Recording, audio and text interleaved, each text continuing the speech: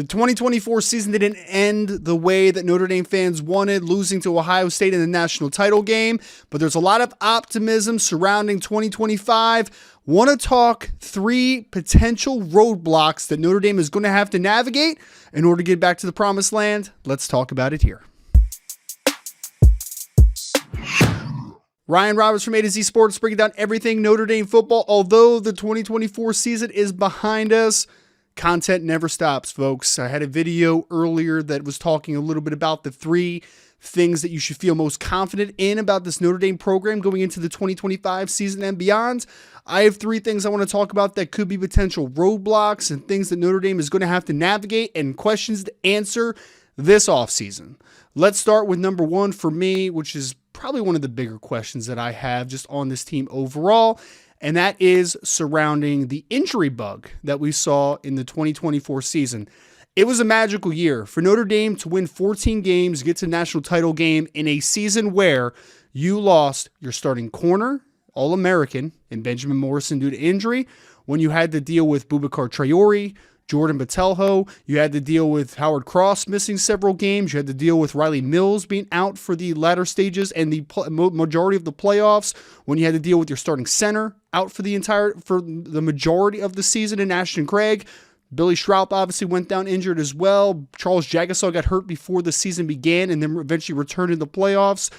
A lot of injuries. Jeremiah Love down the stretch of the season was also banged up.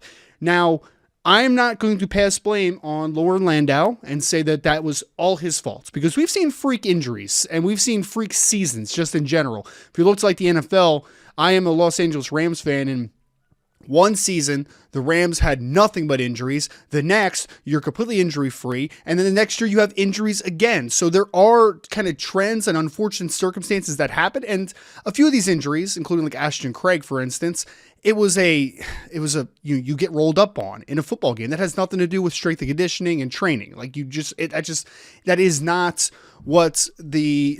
what leads to those types of injuries ultimately, right? So I'm not here to say Coach Landau is the problem. They need a new strength coach. I'm not here to say that. But what I am here to say is that you do have to have your eyes open to this potential issue, because when you have so many injuries in one season, that's concerning.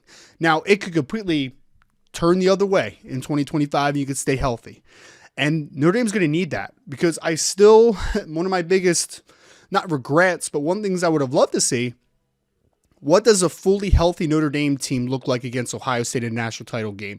If Boubacar Traore is healthy, if Benjamin Morrison is healthy, if the offensive line is fully intact and healthy. Like, there's a lot of what ifs, and I don't want to live in that what if world, but I am curious on what that would have looked like. So injuries is the biggest thing that I want to see.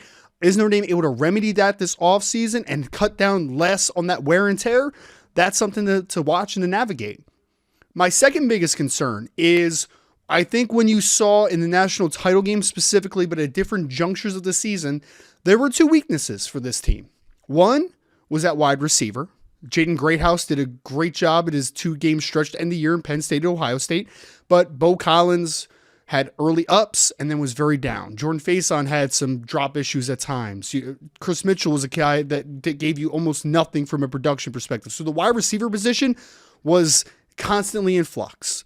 Defensive tackle was another. When Riley Mills and Howard Cross are banged up and not being able to play in certain instances on both sides, you saw that the defensive tackle size was an issue, right? Like all you had was Gabriel Rubio as a guy that's over 300 pounds. Otherwise, you were severely small and you were severely undermanned in terms of just pure size.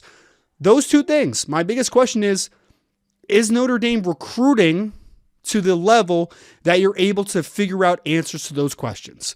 The 2025 wide receiver class, I wasn't very high on it, to be honest. Now, you brought in Malachi Fields, you brought in Will Pauling, you have Jaden Greathouse, Jordan Faison coming back.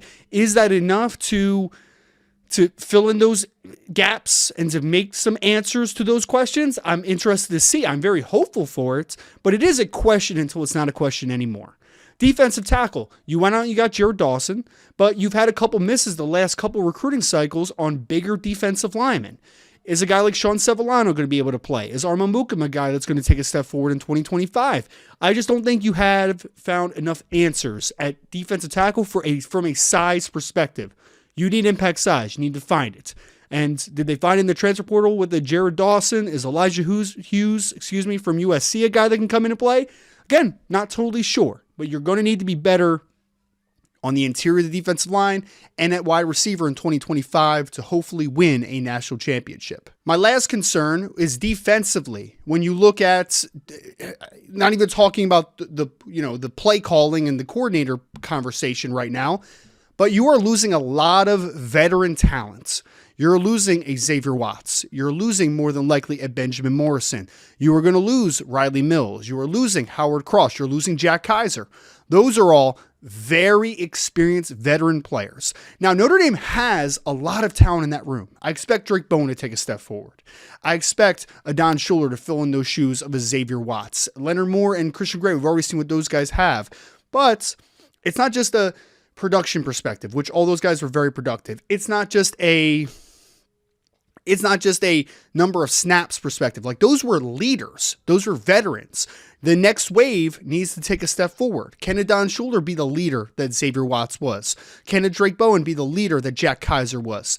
I have optimism that this will not be a big question in the end, that they'll be able to find answers, but it is a question until you do have that answer and we see it with our eyes. So that defensive overhaul of veteran talent, who's that next wave of playmakers? Who's that next wave of veterans? That's my question for Notre Dame heading into the 2025 season. Folks, A to Z Sports, all the content you need. Notre Dame offseason will never stop.